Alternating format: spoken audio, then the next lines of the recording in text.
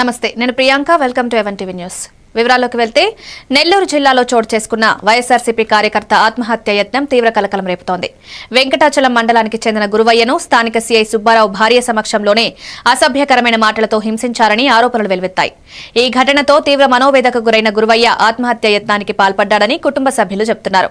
సమాచారం అందుకున్న వెంటనే మాజీ మంత్రి కాకాని గోవర్ధన్ రెడ్డి బాధితుడిని పరామర్శించి సంఘీభావం ప్రకటించారు. ఈ సందర్భంగా ఆయన మాట్లాడుతూ సీఐ సుబ్బారావు పోలీసు అధికారిగా కాకుండా టీడీపీ కార్యకర్తల వ్యవహరిస్తున్నారని తీవ్రంగా విమర్శించారు. వైఎస్ఆర్ కాంగ్రెస్ పార్టీ కార్యకర్త వెంకటాచలం మండలం ఇడిమేపల్లి గ్రామానికి చెందినటువంటి బెల్లంకొండ గురవయ్య అనేటువంటి మా కార్యకర్త పోలీసు వేధింపులు తాళలేక వెంకటాచల సత్రం పోలీస్ స్టేషన్లో కుటుంబ గొడవల నేపథ్యంలో తెలుగుదేశం పార్టీకి సంబంధించినటువంటి వ్యక్తులు కుటుంబ సభ్యుల్లో కొంతమందిని ప్రోత్సహించి గురవయ్య అనేటువంటి వ్యక్తి వైఎస్ఆర్ కాంగ్రెస్ పార్టీలో ఉంటాడు, మాతో పాటు తిరుగుతుంటాడు, హుషారుగా ఉత్సాహవంతంగా ఉండేటువంటి కార్యకర్త ఇబ్బందులు పెట్టాలని ఆ కుటుంబ సభ్యులు తెలుగుదేశం పార్టీ వాళ్ళ దగ్గరికి వెళితే తెలుగుదేశం పార్టీ వాళ్ళు ఈ గురవయ్య అనేటువంటి వాడు వైఎస్ఆర్ కాంగ్రెస్ పార్టీలో చురుగ్గా పాల్గొనేటువంటి కార్యకర్త కాబట్టి ఇబ్బందులు పెట్టాలి అనేటువంటి ఆలోచనతో వెంకటాచలం పోలీసులకు చెప్పడం, సివిల్ మ్యాటర్ పోలీసులకు సంబంధం లేనటువంటి దానిలో ఈరోజు అక్కడ సిఐగా వ్యవహరించి ఎవరైతే ఉన్నారో ఆయన కాకి చొక్కా విప్పేసి పసుపు చొక్కా వేసుకుని పనిచేస్తున్నాడు. అక్కడ ఆయన ఇష్టారాజ్యంగా మాట్లాడడం, ఇష్టారాజ్యంగా వ్యవహరించడం, దానిలో భాగంగా ఎంతో దారుణం అంటే తీసుకొచ్చి కొట్టడం, తిట్టడం. ఆ ఎస్పీ ఆ రోజు వాళ్ళకు తొత్తులుగా వ్యవహరించాడు కాబట్టి తెలుగుదేశం పార్టీ వాళ్ళకి అడుగులకు మడుగులు ఎత్తాడు కాబట్టి ఆ కేసులన్నీ నీరు గడిచిపోయాడు పాత ఎస్పీ కృష్ణకాంత్.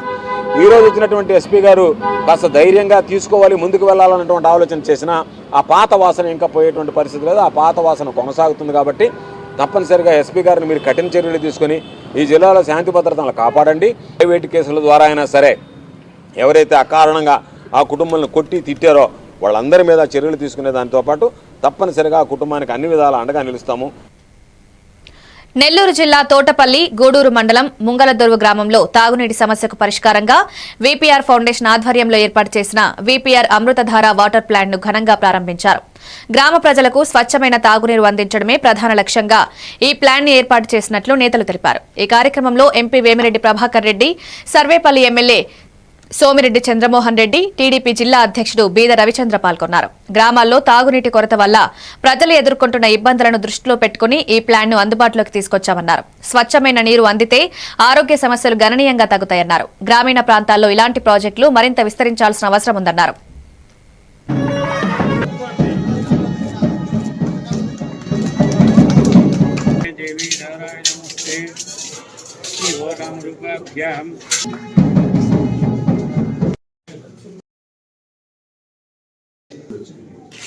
చెప్పడం జరిగింది. ఆ విధంగా ప్రయత్నం చేసినప్పుడు మనకి ఇక్కడ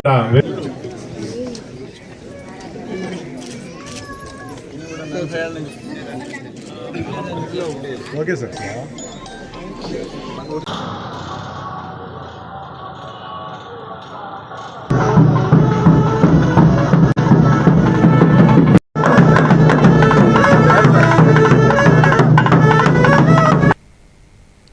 అమరావతిలో ఏపీ లిక్కర్ స్కామ్ కేసు కీలక మలుపు తిరిగింది. ఈ కేసులో నిందితుల రిమాండ్ను ఈ నెల 16వ తేదీ వరకు కోర్టు పొడిగించింది. విచారణ పూర్తయ్యాక నిందితులను విజయవాడ జిల్లా జైలుకు తరలించినట్లు అధికారులు తెలిపారు. మద్యం పాలసీ అమల్లో తీవ్ర అవకతవకలు జరిగాయనే ఆరోపణలతో ఈ కేసు రాష్ట్ర రాజకీయాల్లో పెద్ద చర్చకు దారితీస్తోంది. ఇప్పటికే ఈ వ్యవహారంలో పలువురు నిందితులను దర్యాప్తు సంస్థలు అరెస్టు చేశాయని వెల్లడించారు.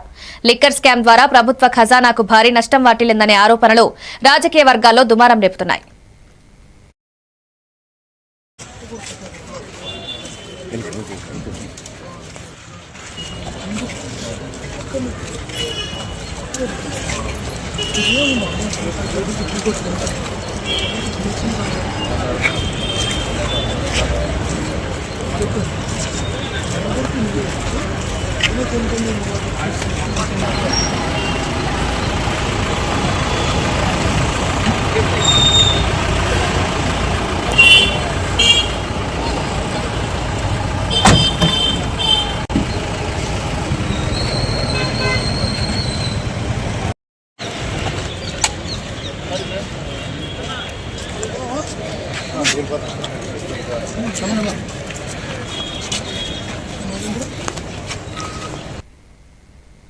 మహాత్మా గాంధీ జాతీయ ఉపాధి హామీ పథకానికి గాంధీ పేరు కొనసాగించాలని రాష్ట్ర ప్రభుత్వం తీర్మానించినట్లు ముఖ్యమంత్రి రేవంత్ రెడ్డి స్పష్టం చేశారు. పేద కుటుంబాలకు ఆర్థిక భరోసా కల్పించాలనే ఉద్దేశంతో కాంగ్రెస్ ప్రభుత్వం ఈ పథకాన్ని ప్రవేశపెట్టిందని ఆయన గుర్తు చేశారు.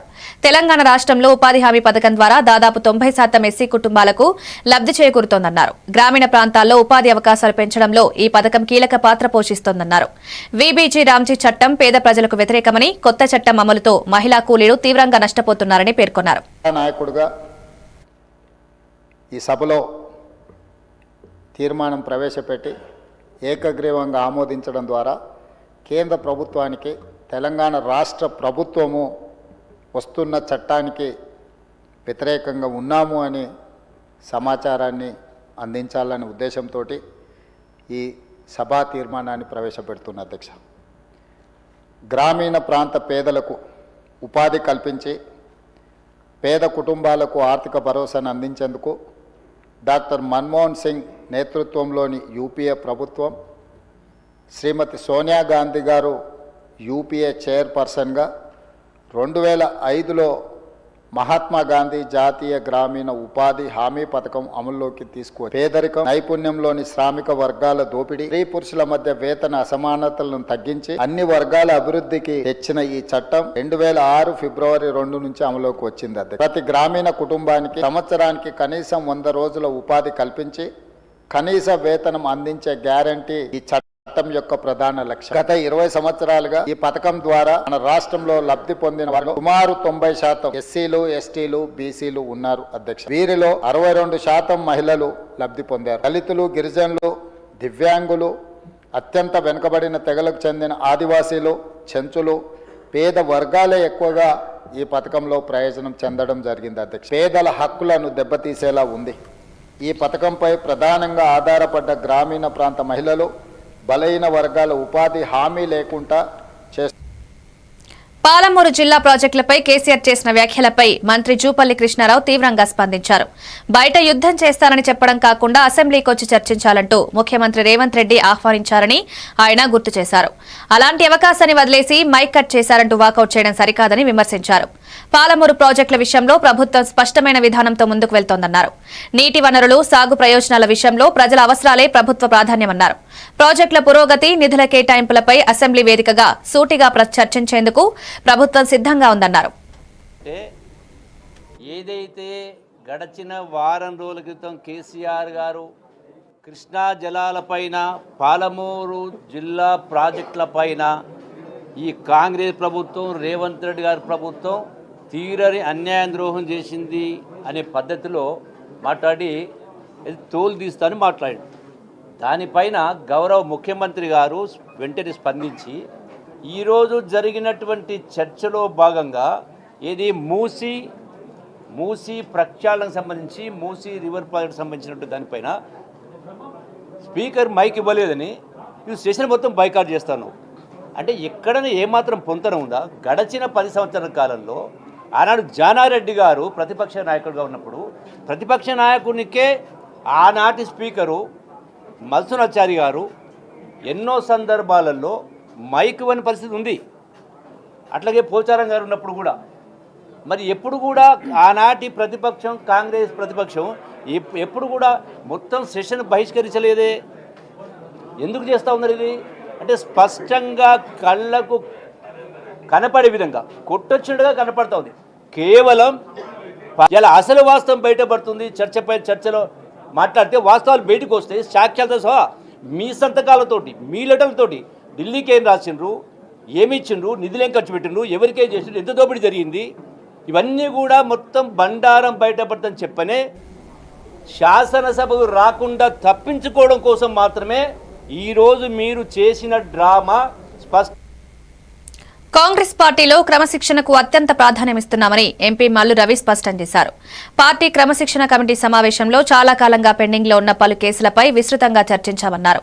ముఖ్యంగా నిరంజన్ రెడ్డికి సంబంధించిన అంశంపై స్పష్టమైన నిర్ణయం తీసుకున్నట్లు వెల్లడించారు. రాబోయే మున్సిపాలిటీ, ఎంపీటీసీ, జెడ్పీటీసీ ఎన్నికల్లో పార్టీ అధికారిక అభ్యర్థికి వ్యతిరేకంగా ఎవరైనా పోటీ చేస్తే వారిని వెంటనే సస్పెండ్ చేస్తామని హెచ్చరించారు. పార్టీ నిర్ణయాలకు విరుద్ధంగా వ్యవహరించే వారిపై కఠిన చర్యలు తప్పవన్నారు. క్రమశిక్షణే పార్టీ బలమని, ఈ విషయంలో ఏ ఒక్కరికి కూడా మినహాయింపు ఉండదని స్పష్టం చేశారు. డిసిప్లినరీ కమిటీ మీటింగ్ జరిగింది. ఈ మీటింగ్లో లాంగ్ పెండింగ్ ఉన్నటువంటి కొన్ని కేసులు చర్చ చేసి నిర్ణయాలు తీసుకోవటం జరిగింది. అటువంటి కేసుల్లో ఒకటి నిరంజన్ రెడ్డి, ఆయన కేసు చాలా కాలం నుంచి ఉంది. దాని మీద నిర్ణయం చేసాము. ఇంకా దానికి సంబంధించి కొంతమందితో మాట్లాడి దాన్ని ప్రకటన చేయటం మా వైస్ ప్రెసిడెంట్ గారు ఆ కార్యక్రమాన్ని తీసుకుంటారు. ఇది కాకుండా కొన్ని కరీంనగర్ నుంచి కూడా కొన్ని కంప్లైంట్స్ వచ్చినాయి. వారికి షోకాజ్ నోటీస్ పంపించి వాళ్ళని పిలిపించాలని నిర్ణయం తీసుకున్నాం. దక్కని మళ్ళీ మీటింగ్ జరిగినప్పుడు వివరాలన్నీ మీకు చెప్తాం. ఇప్పుడు త్వరలో మళ్ళీ మున్సిపల్ ఎలక్షన్లు, ఎంపీటీసీ, జెడ్పీటీసీ జరుగుతున్నాయి కాబట్టి అందరూ పార్టీ డిసిప్లిన్ దృష్టిలో పెట్టుకుని వారు నిర్ణయాలు తీసుకోవాలని అందరికీ విజ్ఞప్తి చేస్తున్నాను. ఎందుకంటే రేపు వచ్చేటటువంటి మున్సిపాలిటీ కానీ, ఎంపీటీసీ, జెడ్పీటీసీలో కానీ పార్టీ గుర్తు మీద ఎన్నికలు జరుగుతాయి. పార్టీ గుర్తు మీద ఎన్నికలు జరుగుతాయి. ఇప్పుడు షార్ట్ బ్రేక్ తీసుకుందాం. ఇప్పటి పిల్లలు డిజిటల్ ప్రపంచంలో పుట్టి పెరుగుతున్నారు. వాళ్ళ చుట్టూ చాలా గ్యాడ్జెట్స్, వాళ్లతో కమ్యూనికేట్ అయ్యేలా. అందుకే స్కూల్లో కూడా అదే టెక్నాలజీ ఎక్స్పెక్ట్ చేస్తున్నారు. మన పాత పద్ధతులు వాళ్ల ముందు చెల్లవు. మీ స్కూల్లో మై టాకింగ్ ట్రీ ఉంటే పిల్లలకి ఇంటరాక్టివ్ గా నేర్పించొచ్చు. పిల్లలు ఎటువంటి ప్రెషర్ లేకుండా చదువుకోవచ్చు.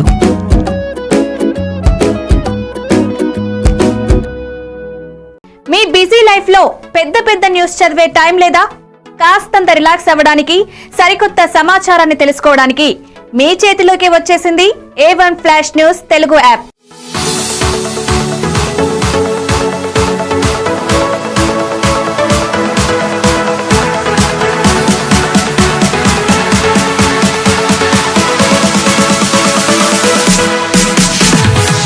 ప్రతి వార్త మీకోసమే షార్ట్ గా, గల్లీ నుంచి ఢిల్లీ దాకా, మన ఊరు నుంచి విదేశాల దాకా, ఎక్కడ ఏ సంఘటన జరిగినా క్షణాల్లో మీ ముందుంచుతోంది A1 ఫ్లాష్ న్యూస్ తెలుగు app.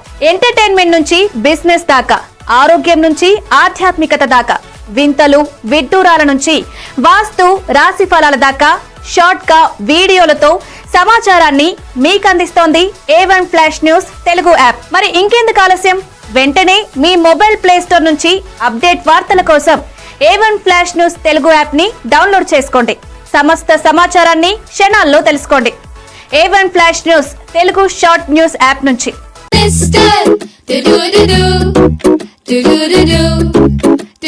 Talking tree, kotta lessons నేర్పే talking tree. Hey, cute rhymes పాడే talking tree.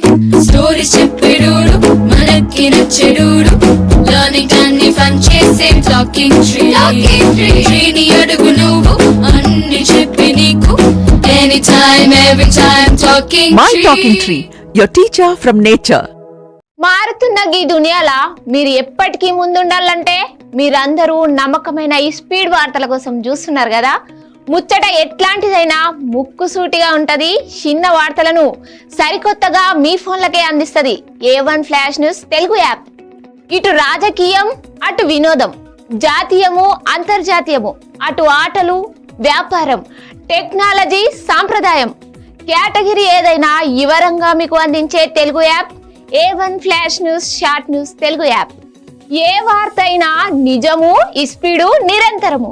అందుకే జప్పున మీ ఫోన్లల్లా ప్లే స్టోర్ నుంచి A1 ఫ్లాష్ న్యూస్ తెలుగు యాప్ ని డౌన్లోడ్ చేసుకోండిలా. పక్కా వార్తలు చదివే కేర్ ఆఫ్ రీడర్ మీరే గండి. ఏమంటారు, డౌన్లోడ్ చేసుకుంటారా మరి?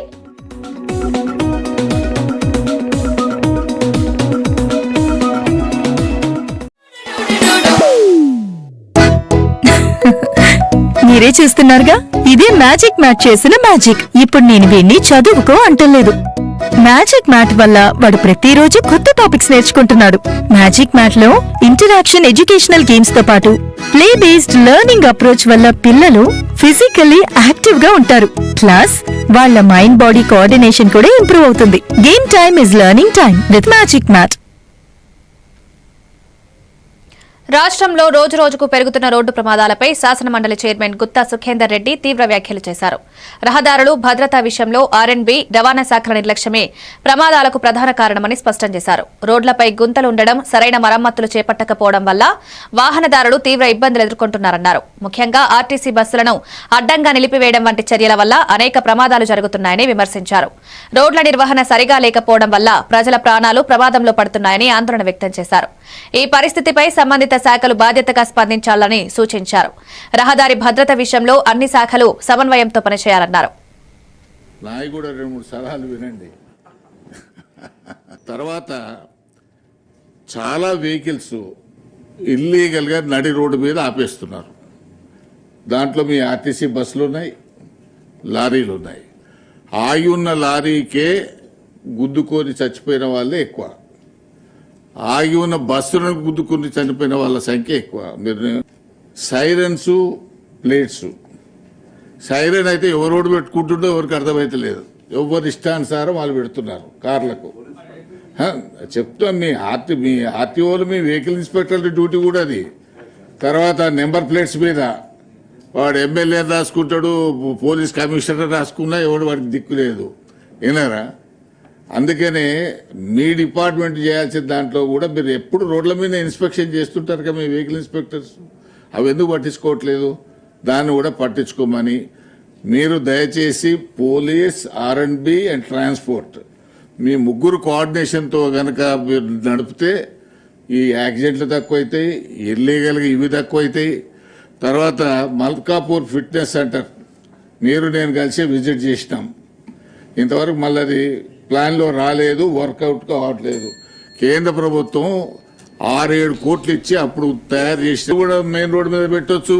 అది మీరు పెడతారా, ఆర్ఎండ్బి పెడతారా, పోలీసు పెడతారా? హైదరాబాద్ నగరాన్ని 2000 కిలోమీటర్ల వరకు విస్తరించి యూనియన్ టెరిటరీగా మార్చే కుట్ర జరుగుతోందన్న వార్తలపై బీఆర్ఎస్ ఎమ్మెల్సీ దాసోజు శ్రవణ్ కుమార్ తీవ్ర ఆందోళన వ్యక్తం చేశారు. ఈ తరహా ప్రచారం ఎంతవరకు నిజమో ప్రభుత్వం తక్షణమే స్పష్టతనివ్వాలని డిమాండ్ చేశారు. హైదరాబాద్ తెలంగాణ ప్రజల ఆత్మగౌరవానికి ప్రతీక అని పేర్కొన్నారు. నగర విస్తరణ పేరుతో ప్రజల హక్కులను కాలరాస్తే ఊరుకునేది లేదని హెచ్చరించారు. ఈ అంశంపై ప్రభుత్వం మౌనం పాటించడం అనుమానాలకు తావిస్తోందన్నారు. హైదరాబాద్ భవిష్యత్తుకు సంబంధించిన కీలక నిర్ణయాలను ప్రజల ముందుకు తీసుకురావాలని కోరారు. రాష్ట్ర హోదాను దెబ్బతీసే ఏ ప్రయత్నమైనా తెలంగాణ ప్రజలు అంగీకరించారని స్పష్టం చేశారు. హైదరాబాద్ ను ఆ రోజున్నటువంటి ఉమ్మడి ఆంధ్ర పాలక వర్గం హైదరాబాద్ ను కేంద్ర పాలితం చేయాలా అని చెప్పని చర్చలు చేస్తున్నట్టు తరుణంలో మీరు కూడా కొట్లాడింది అధ్యక్ష. నాకు బాగా గుర్తు. మిమ్మల్ని స్ఫూర్తి తీసుకొని మేము కూడా కొట్లాడి కేసీఆర్ గారి నాయకత్వంలో మేము కూడా వి ఫాట్ అగైన్స్ హైదరాబాద్ తో తెలంగాణ యూనియన్ టెరిటరీ అని చెప్పని కొట్లాడినాం. ఇవాళ భయం కలుగుతుంది హైదరాబాద్ యూనిట్ డ్యూటీ చేస్తారట అని చెప్పని. సోషల్ మీడియాలో వార్తలు వస్తున్నాయి, పేపర్లలో వార్తలు వస్తున్నాయి, టీవీలలో వార్తలు వస్తున్నాయి. ఈ 2000 కిలోమీటర్లు చేయటం వెనుక హైదరాబాద్ను యూనియన్ టెరిటరీగా మార్చివేయటంలో ఒక సానుకూలమైనటువంటి ఒక ఫెసిలిటేషన్ జరుగుతుందా అనే అనుమానం కలుగుతుంది. ప్రభుత్వం దయచేసి దానికి సమాధానం చెప్పాలని చెప్పి కోరుతాను. That means you are cutting the entire మెడబట్టి పిసికినట్టు తెలంగాణ. హైదరాబాద్ను కనుక మీరు యూటీ చేసి కేంద్ర ప్రభుత్వ పరిధిలో తీసుకపోతే తెలంగాణ ప్రజల నోట్లో మన్ను కొట్టినట్టు శంకరన్న మొత్తం ప్రజలందరికీ కూడా ఇబ్బంది జరుగుతుంది. ఇది ఇక్కడి నుంచే మనమంతా బతుకుతాం. పెన్షన్లు రావాలన్నా, రైతు బంధు రావాలన్నా, రైతు అన్ని రకాల అభివృద్ధి పథకాలు జరగాలంటే హైదరాబాద్ మనది కావాలి. కానీ ఈరోజు కేంద్ర ప్రభుత్వం కొట్టివేయాలనే ప్రయత్నం జరుగుతుందని చెప్పని చర్చలు వస్తున్న నేపథ్యంలో దీన్ని ఒక విస్తృతమైనటువంటి ఒక రీతిలో దీన్ని పెనట్రేట్ చేస్తున్నప్పుడు భయం కలుగుతుంది. దానికి కూడా సమాధానం చెప్పాలని చెప్పి నేను కోరుతా ఉన్నాను. హైదరాబాద్ను ఆ రోజున్నటువంటి ఒక ఉమ్మడి ఆంధ్ర పాలక వర్గం హైదరాబాద్ను కేంద్ర పాలితం చేయాలా అని చెప్పని చర్చలు చేస్తున్నట్టు తరుణంలో మీరు కూడా కొట్లాడింది అధ్యక్ష. నాకు బాగా గుర్తు. మిమ్మల్ని స్ఫూర్తి తీసుకొని మేము కూడా కొట్లాడి కేసీఆర్ గారి నాయకత్వంలో మేము కూడా వి ఫాట్ అగైన్స్ హైదరాబాద్ తో తెలంగాణ యూనియన్ టెరిటరీ అని చెప్పని కొట్లాడినాం. ఇవాళ రాష్ట్రంలో ఆరోగ్య వ్యవస్థ పూర్తిగా దయనీయ స్థితిలో ఉందని మాజీ మంత్రి కురసాల కన్నబాబు తీవ్ర విమర్శలు చేశారు. ప్రభుత్వ ఆసుపత్రులు, ప్రజారోగ్య సేవల పరిస్థితి ఆందోళనకరంగా మారిందన్నారు. మెడికల్ కాలేజీలను ప్రైవేట్ సంస్థలకు అమ్మేస్తున్నారని ఆరోపించారు. 104 సేవల ద్వారా ప్రజలకు కనీసం అందాల్సిన షుగర్, బీపీ మందులు కూడా ఇవ్వడం లేదని, ఈ అంశంపై కోర్టు కూడా తీవ్ర ఆగ్రహం వ్యక్తం చేస్తోందని గుర్తు చేశారు. ఆరోగ్యశ్రీ పథకం నిర్వీర్యమైందని, ఫీజు రియంబర్స్మెంట్ చెల్లింపులు నిలిచిపోయాయని తెలిపారు. ప్రభుత్వ ఆసుపత్రుల్లో ఏర్పాటు చేసిన ఆక్సిజన్ ప్లాంట్ల నిర్వహణ కూడా సరిగా జరగడం లేదని పేర్కొన్నారు. 17 మెడికల్ కాలేజీలు, టీచింగ్ ఆసుపత్రులతో సహా జగన్ గారు కడుతుంటే వాటిని ప్రైవేట్ వాడికి దారాదత్తం చేసేస్తారా? అసలు కొంచెం అన్నా మీకు లేదా?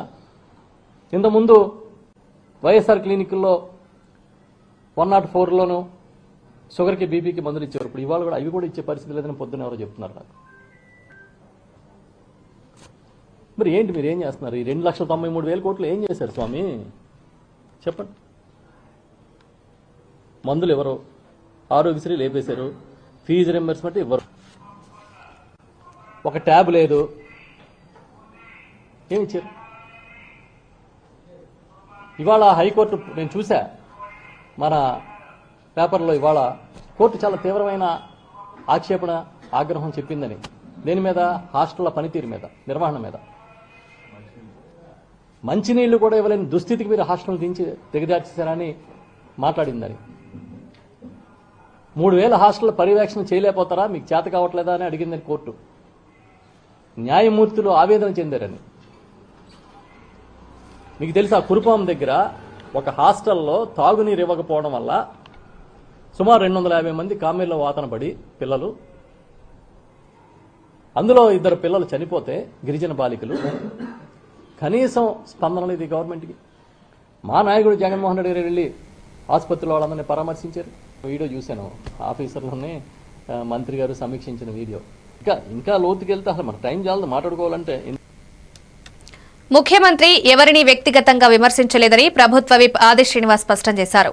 మూసీ నది ప్రక్షాళన అంశంలో ప్రతిపక్ష సభ్యుల సహకారాన్ని మాత్రమే ముఖ్యమంత్రి కోరారన్నారు. ప్రజల ప్రయోజనాల కోసం చేపట్టే కార్యక్రమాలకు, రాజకీయాలకు అతీతంగా మద్దతు అవసరమని ఆయన తెలిపారు.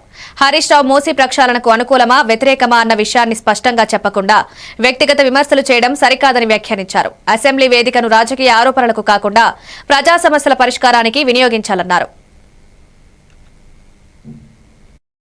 గారు గౌరవ ముఖ్యమంత్రి గారిపై చేసినటువంటి వ్యాఖ్యలను వారు విత్డ్రా చేసుకోవాలి, లేదంటే మీరు రికార్డు నుంచి తొలగించవలసిందిగా నేను కోరుతా ఉన్నాను. సభా నాయకుడిగా వారు మాట్లాడినటువంటి అంశంలో విపక్షాలకు సంబంధించినట్టు ఎవరిపైన వ్యక్తిగతంగా వారి పేరు తీసుకొని మాట్లాడిన సందర్భం లేదు, మీరు అందరు కూడా చూశారు.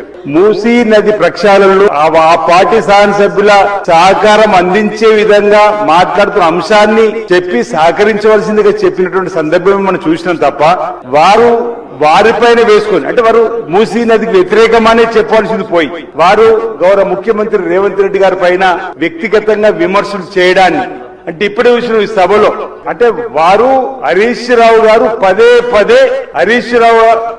పదే మాట్లాడేటువంటి మాటలను ప్రజలందరూ గమనిస్తున్నారు. హరీష్ రావు అనేటువంటి, అంటే పేరు ఎందుకు తీస్తున్న పదే అంటే కండ్లల్లో నిప్పులు పోసుకుంటున్నారు. కండ్ల మంట మా ముఖ్యమంత్రి రేవంత్ రెడ్డి గారి ప్రభుత్వం అంటే ఎందుకు ఈ విషయం కక్కడం అనేది మేము ఈ సందర్భంగా ప్రజల పక్షాన మూసీ నదికి వ్యతిరేకమా, అనుకూలమా చెప్పాలి తప్ప ఈ విధంగా వారు మాట్లాడడం మానుకోవాలి, వారు విత్డ్రా చేసుకోవాలి, లేదంటే మీరు ఈ వ్యాఖ్యలను వెంటనే రికార్డు నుంచి తొలగించవలసింది సందర్భం కోరుతూ, వారు మాట్లాడిన మాటలు హైదరాబాద్ నగరాభివృద్ధికి సంబంధించి, తెలంగాణ అభివృద్ధి గురించి మాట్లాడినటువంటి వ్యాఖ్యలు కూడా వారు తప్పుపట్టే విధంగా గౌరవ శాసనసభ మహాత్మా గాంధీ జాతీయ గ్రామీణ ఉపాధి హామీ పథకం లబ్దిదారుల్లో దాదాపు 90% మంది ఎస్సీ, బీసీ వర్గాల వారేనని మంత్రి సీతక్క తెలిపారు. ఈ పథకం కింద వేతనాలు పొందుతున్న వారిలో 62% మహిళలేనని వెల్లడించారు. ఉపాధి హామీ పథకం మహిళలకు కేవలం ఆదాయం మాత్రమే కాకుండా ఆత్మవిశ్వాసాన్ని కూడా పెంచిందన్నారు. గ్రామీణ ప్రాంతాల్లో పేద కుటుంబాలకు ఇది ఆర్థిక భరోసాగా మారిందన్నారు. కేంద్రం తీసుకొస్తున్న మార్పులు పేదలకు నష్టం కలిగించేలా ఉన్నాయని ఆందోళన వ్యక్తం చేశారు. పథకాన్ని మరింత బలోపేతం చేసేందుకు రాష్ట్ర ప్రభుత్వం కట్టుబడి ఉందని మంత్రి స్పష్టం చేశారు. ఆహార భద్రతను పని హక్కును కల్పించినటువంటి ఉపాధి హామీ చట్టం యొక్క విలువ తెలిసినటువంటి వ్యక్తిగా కోట్లాది మంది ఆకలి తీరుస్తున్నటువంటి ఈ చట్టాన్ని కాపాడుకోవాలనే ఉద్దేశంతో కాలవేతన ఉపాధి 15 రోజుల లోపు వేతన చెల్లింపులు అదే విధంగా కాంట్రాక్టర్లు మిషనరీ వినియోగాన్ని నిషేధిస్తూ శ్రామిక శక్తి పనులపై దృష్టిని సారిస్తుంది అధ్యక్ష. గత 20 సంవత్సరాలుగా పేదరికం తగ్గింపు కోసం వ్యవసాయ కార్మికుల పెరిగిన బేరమాడే శక్తి అదే విధంగా నిస్సాయ వలస తగ్గింపునకు గ్రామీణ మౌలిక సదుపాయాల మెరుగుదలకు ఈ పథకం చెప్పుకోదగ్గ విధంగా దోహదపడింది అధ్యక్ష. దాదాపు 90% మంది ఎంజీఎన్ఆర్ఈజీఎస్ లో లబ్ధిదారులు షెడ్యూల్ కులాలు, షెడ్యూల్ తెగలు, వెనుకబడిన తరగతుల వారు అదే విధంగా మహిళలు. ఈ పథకం కింద వేతనాలు పొందే 62% మంది మహిళలే అధ్యక్ష. ఇతర రంగాల్లో వ్యవసాయ కూలీలుగా హాజరు కాలేనటువంటి వారు కూడా మరి ఎంజీఎన్ఆర్ఈజీఎస్ ద్వారా మహిళలు బయటకు వచ్చి వారి ఉపాధి కోసం ఈ పనులలో 62% మహిళలే పనిచేస్తున్నారు అధ్యక్ష. అదే విధంగా ఈ చట్టం మహిళలకు ఆదాయాన్ని పొందడం మాత్రమే కాకుండా ఆత్మవిశ్వాసాన్ని, స్వావలంబనను అదే విధంగా హక్కులను కూడా అందించడం జరిగింది. ఆహార భద్రతను పని హక్కును కల్పించినటువంటి ఉపాధి హామీ చట్టం యొక్క విలువ తెలిసినటువంటి వ్యక్తిగా కోట్లాది మంది ఆకలి తీరుస్తున్నటువంటి ఈ చట్టాన్ని కాపాడుకోవాలనే ఉద్దేశంతో కాలవేతన ఉపాధి 15 రోజుల లోపు వేతన చెల్లింపులు అదే విధంగా. ఇవి updates. Keep watching even TV news.